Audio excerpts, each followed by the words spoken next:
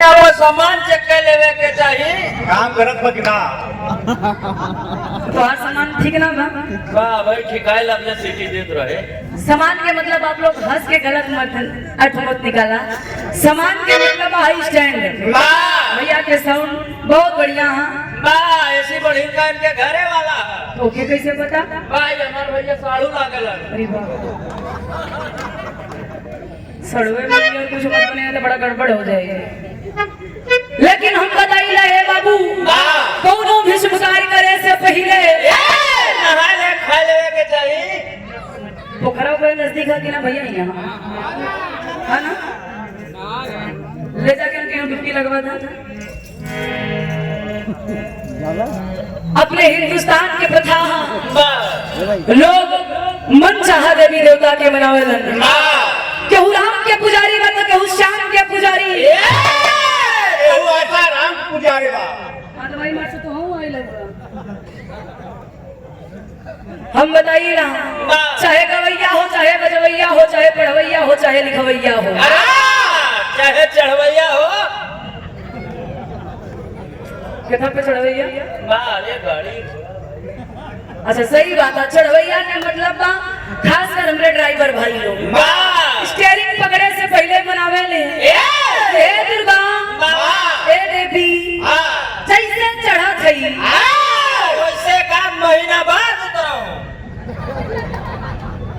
अच्छा तो हमरे ना समझ में आवता अगर वो एक महीना उतरी ना तो करी का पे रुपया पैसा कमा भाई। ऐसे बोला ना तो लोग सोचिए एक महीना ना उतरे तो कोई दिनचर्या कैसे चली। सच्चाई है जोने खातिर हम लोग अपने परिवार के छोड़ के कईयों मील दूर जाइए धन दौलत रुपया पैसा कमा के फिर से अपने परिवार में वापस आई। वैसे ही हम कलाकारन के नियम गीत संगीत के शुरुआत करे से पहले आदि शक्ति ईश्वर की देवी दुनिया की मालकिन नवरात्रि के महीना भी चला था। नवरात्रि के पर्व भी चला था। माई भगवती दुर्गा के मनाइला कैसे गुरुजी आई।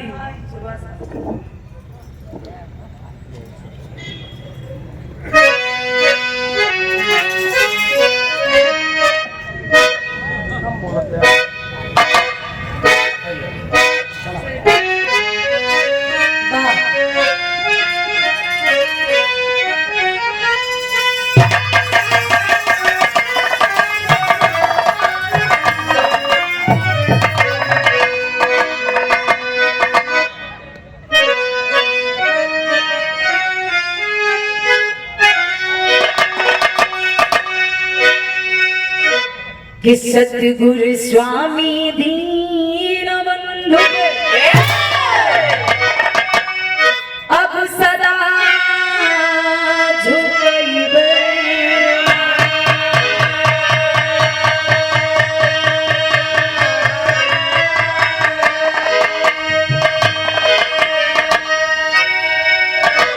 दुखिया ऊपर दया करा जय हो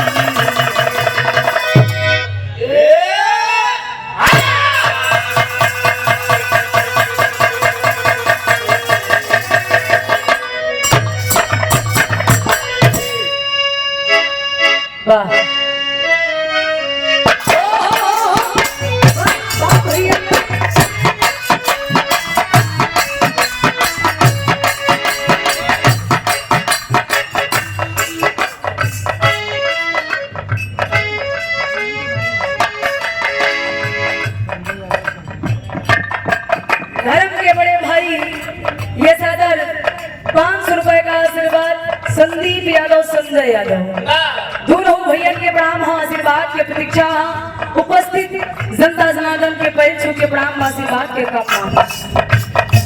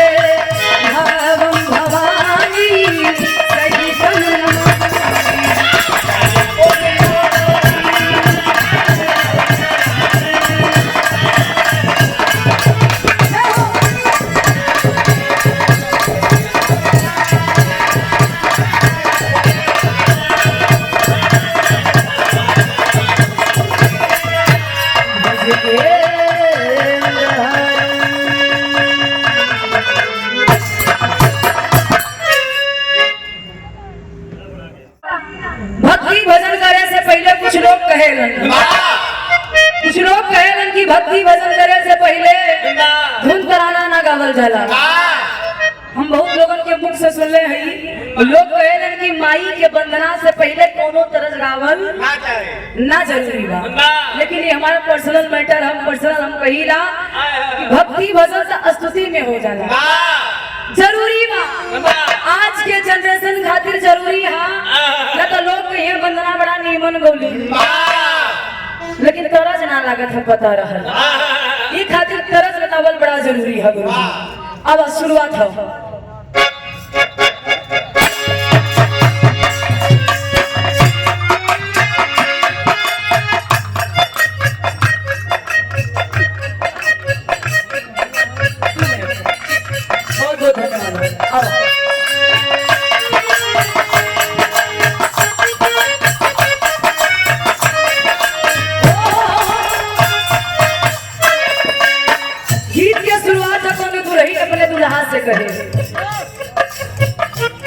ना का जो भक्ति लोगों ले हुआ भगत होगा पुजारी हो लोग लोगों की बात लागू होगा। आत्मा रूपी दुल्हन परमात्मा रूपी दूल्हे से कहती है क्या भैया 200 बाबू 200 रुपया लेवे था 300 फूलचंद कबीर के नाम से 100 रुपया गुलाब चंद के नाम से उनके भाई फूलचंद कबीर और गुलाब चंद धर्म के गार्जियन फूलचंद कबीर जी और उनके छोटे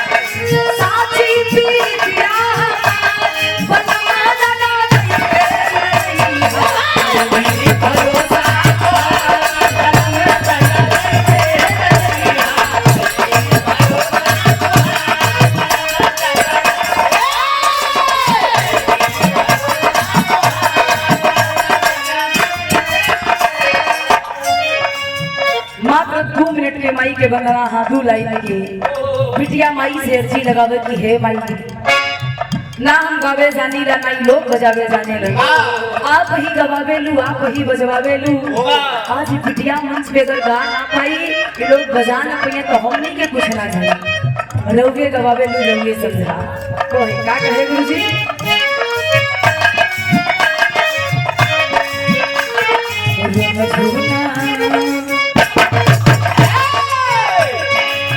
झूना बाजे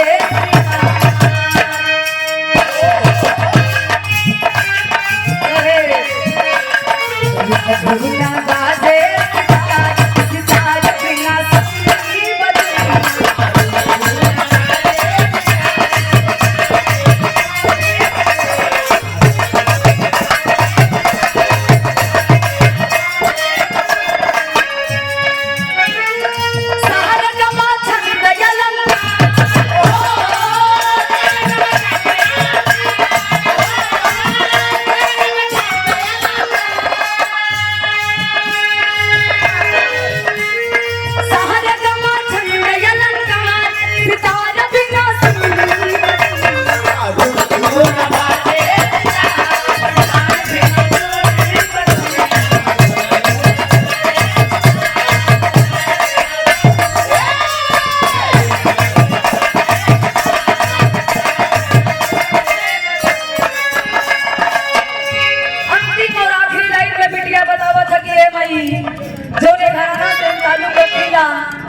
घराना पे हर एक सदस्य पे आपके आशीर्वाद रह वही फूल के डाली हम वही बगीचा के खिलल फूल है ए भाई आशीर्वाद हमारे ऊपर भी बना तो है अंतिम आय में